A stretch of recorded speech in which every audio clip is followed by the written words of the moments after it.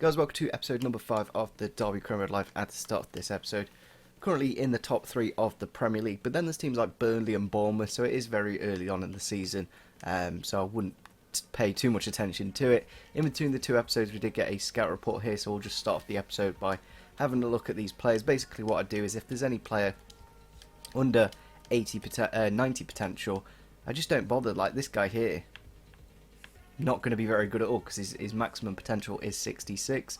Same again with this Mancini guy. And they're pretty, like even this guy, the problem is with this guy, his starting overall isn't that good. Probably the only decent one is this Giovanni Marino guy here. So I'll reject this guy as well because there's no point in signing a player with a low overall that you start off with, because then to get to that higher overall, it's just going to take a very long time. So we'll leave him in there for the time being. Because I don't really need any youth players at the moment, and we can just see if it goes one way or the other, if it is actually towards the 90 end or towards the 70 end. So we're going to go into this first game of the episode against Chelsea at Stamford Bridge. It's going to be a really tough game, obviously a very good team, but we have done quite well against other really good teams in this league. So what I'm going to do is just put Jordan Ibe in just for that pace on the counter-attack. I think we do need the pace out wide, especially this season. Like Lawrence was alright last year because he's got the ability to dribble around players, but now you need that pace as well. I also will put, it's between Ledley and Bryson. I think we'll go Bryson. I think he's just something a little bit different. The problem is with Hansen and Kieftenbeld, they're pretty much the same. Let's have a look at the Chelsea line then for today's game. They've gone for a 5-2-3, technically as their formation that they do play in real life, basically. Back three of Aspi, I'm not too sure who that is. It's Gary Cahill in the middle. Rudiger, Cancelo, Alonso, Kante and Bakayoko holding, and then Hazard, Costa and Willian up front. It is a bit of an isolated midfield, like playing both Kante and Bakayoko. Not very good at bringing the ball forwards, but obviously very good at winning it. Chance here for Chelsea early on. He's got the shot off, and it is in the back of the net. We're only a few minutes into the game, but they've already kicked it off very nicely. Went past a couple of players with ease, and yeah, Diego Costa has found the back of the net there very early on. Probably should have done a lot better to stop that, because it was a poor tackle from Thorne. Hughes tries to go in, it goes into Costa, it goes around Kehrer, then with his left foot goes past Carson, and it's Diego Costa, who realistically probably shouldn't be at the club at this point, because obviously he has been sold to Atletico Madrid, but on this career mode save, I don't know if that actually happens now if you do start a career mode. Does Costa automatically transfer to Atletico, or does he just stay at the club? Costa going around Kehrer with ease with the shot, and it is in the back of the net. Second goal for Chelsea. Diego Costa finding the back of the net again. Very clinical. Like the problem is I committed with Kehrer there, opened up the gap, and then a striker like Costa is going to score all day long. There's no doubt about it. 26 minutes gone. We have had a couple of chances in fairness, so it is pretty end-to-end, but yeah, again, Kante, really good pass actually, goes around him with ease, and again, it's maybe Costa could have done a little bit better, but this is what the Premier League's all about. 1-0 for Chelsea then. I was just having a drink, and they found the back of the net. I don't know why I do that. I like try and have a drink, and Gary Cahill there, Carson kind of came out a little bit too much. But Diego Costa has just gone off injured, so that's why Morata is on the pitch now. I don't know, you might have heard it when I put my drink down, because the desk where my microphone is. Yeah, like Carson came out. Maybe Wisdom could have got there, but he headed that a little bit funny. It might have actually come off dunk, you know. I might watch that back. So I'm not 100% sure. We did just make a few substitutions. I feel like we do need someone on the pitch who can bring it forwards. If I just watch this back though, I don't know what that hits. There's nothing there that it could hit. Look, it doesn't even connect with anything, and that's gone into the back of the net. So, little bit of a, I don't know, FIFA kind of goal, but 3-0 against Chelsea. Wasn't really concentrating for that corner, and it was still a good header from Cahill in fairness, which didn't actually connect with his head. Back into Ciceretti now. Has he got a chance for Solanke to get the shot off? Yes, he does, and we've got a goal. I don't know if we're back in the game, but against his former club, obviously, let his contract run out. Clearly didn't want to be at the club, and maybe wants to be in the Liverpool team, but obviously still a bit too young. And really good left-footed finish from the young Englishman. Whether we do pick him up on a permanent in the future depends on whether Liverpool want to do that after this season. That's the problem, because we've got him in training. we're almost making it more expensive for us at the end of the year if we want to pick him up. However, if we do just play him, and like when we got what 13, 14 goals with Martin and 18 assists, his value didn't go up. It's all down to rating value. It's nothing to really do with form, which I think should be changed on career mode. Chance here for Chelsea with the Morata. As soon as we get our goal, they go on the attack, and Alvaro Morata, great finish from him, inside to him, goes past Dunk, and it's in the back of the net. You really can't do much against these, to be honest. A team like Chelsea, they're going to beat you. There it is, full time against Chelsea, our first Premier League loss of the season against one of the best teams, so it's probably deserved in the end. As you can see, they had 6 shots, 4 goals. Well, 11 shots in fairness, 6 of them on target and 4 gone in the back of the net. That's probably about fair. We managed to get a chance. Sisseretti and Solanke linking up quite nicely. I don't know if it's like, maybe if we start with those two, will they be as effective and score goals? Maybe, maybe not. So into the next game then against Stoke City. I think a graphic, there we go. Davies might be making his debut against us. Stoke are currently above us, only by a point. We've still got 13 points out of 8 games. We're technically 5 points ahead of where we need to be. In terms of if we need to stay relegation, you need to get a point a game. So, going to go into this game against Stoke. It'll be interesting to see what kind of team Stoke have got. They've got some really good players like Butland and Shaqiri. Whether they're still at the club, we'll have to wait and see. I'm thinking of, yeah, I think we'll put Joe Ledley on the bench. The thing is, we do need to get some of these players sold now. Looking at the Stoke City team then, they have gone for a 5 at the back formation. I don't think, no, there's no Curtis Davis in the defence, but they've got Boosman, Trupe, Bell in the middle, Cameron and Afellay in the middle, Choupo-Moting, Diouf and Shaqiri up front.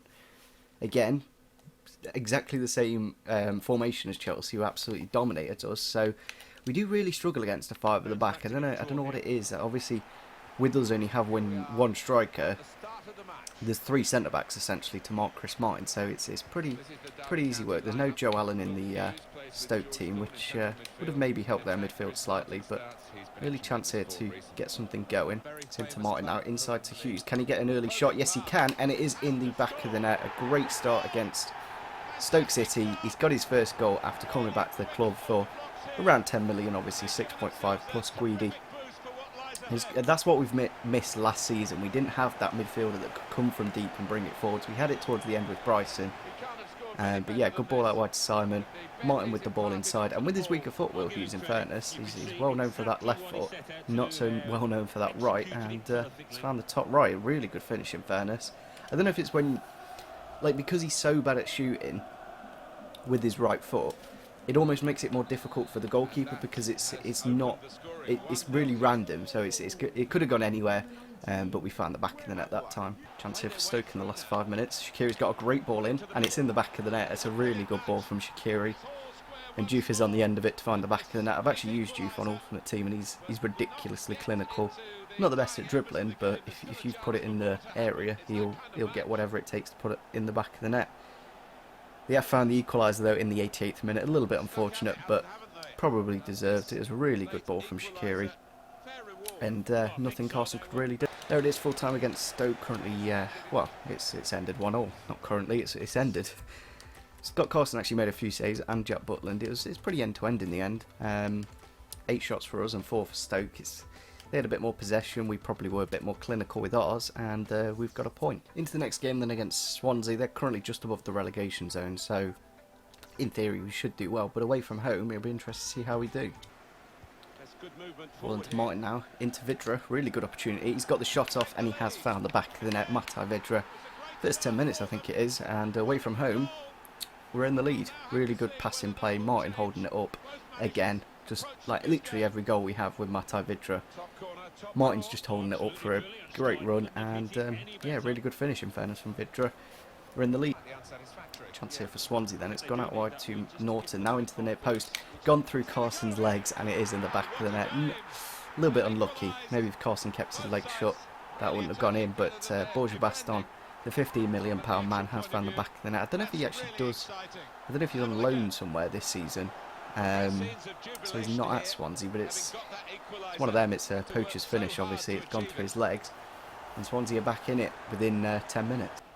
Chance for Swansea in the end of this first half to get a chance. Gone into the box now with the header, and it is in the back of the net. I think that is, I'm not 100% sure, because it's a youth player. It's McBurney, 62 kit number, probably around that rating as well.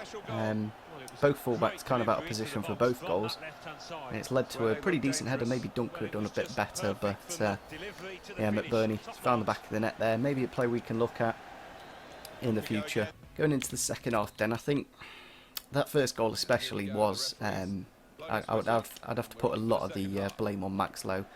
But it's the thing, when you do bring a player from the reserves into the first team, they are a bit rusty, so we do need to keep these players playing, as that's just going to be terrible when they do get the opportunity. Like the Doncaster game, we're like doing well in the Prem, but then we play against a League One side and we end up losing 3-1. So it kind of shows we do need to keep all our players playing every now and then, as else they're just going to be really poor.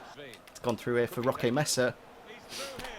Literally just made my substitutions, and out of nothing, it's gone through into, is that Boney? I think it's Boney, and then laid off to Roque Mesa, who's an absolute beast in fairness. I've used him on Ultimate Team for over 50 games, and yeah, a little bit too late for my subs now. I don't know if we're going to be able to get back into this, but kind of does show, even though we were playing probably a better team in Stoke, but because we were at home, we did better. Now that we're away, it's probably going to be tougher.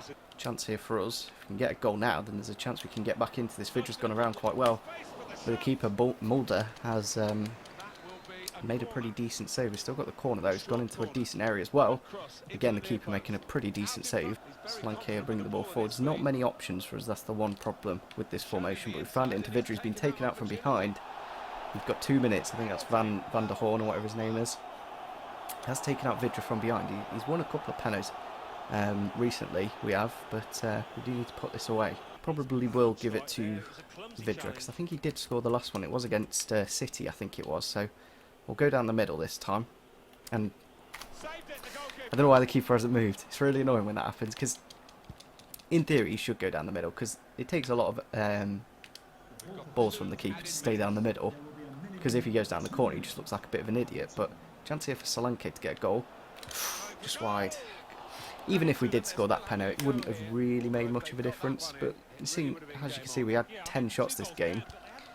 But Swansea have really done a great defensive job. Obviously, Paul Clement, against his old club, has picked up the 3 points. It's one of them, really. Like, away from home, we got the goal with Vidra, but then we kind of collapsed after that. I think that goal just before half-time really did change the game. McBurney's goal. And then Roque Mesa just made sure they got the win. No Richard Keogh in the Ireland internationals, but other than that, all the normal players are going on international duty. That's the one thing about the Premier League. At least we don't have any fixtures during the international break like we did last season. We had at least 3 games during that period. But looking at the table, I think we will finish off the episode here. West Ham currently down in 16th. We're currently 9th. We're above Arsenal. We're on points with Arsenal and Spurs. You look at it that way, there's teams like Everton below us.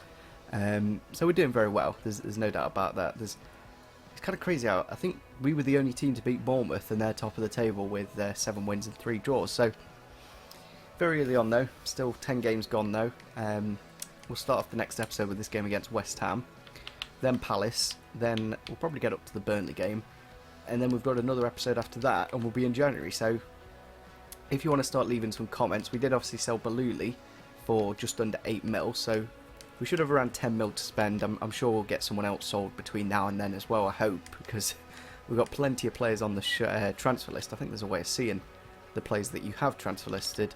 I think it's in the transfer hub, probably, so we'll have a look over there and see who is transfer listed. Obviously there's players like Brereton, Huddleston and many others. We've got Butterfield, Zanzala, Huddleston, unfortunately wasn't accepted by, well, he didn't accept the personal terms, and when I look back at that now, maybe we should have accepted it, but look at it now, he's gone up to 8.5 value, so we may be able to get 10 mil for him. So we may need to transfer list a few more players, especially those that are starting to drop in ratings. There are a few of them, but yeah, hopefully you guys did enjoy this episode.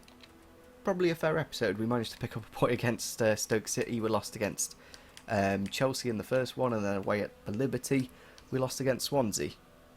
14 points after 10 games, you really can't complain with that. So hopefully you guys did enjoy this episode, make sure you do leave a like, subscribe if you're on your channel, and see you soon. Bye.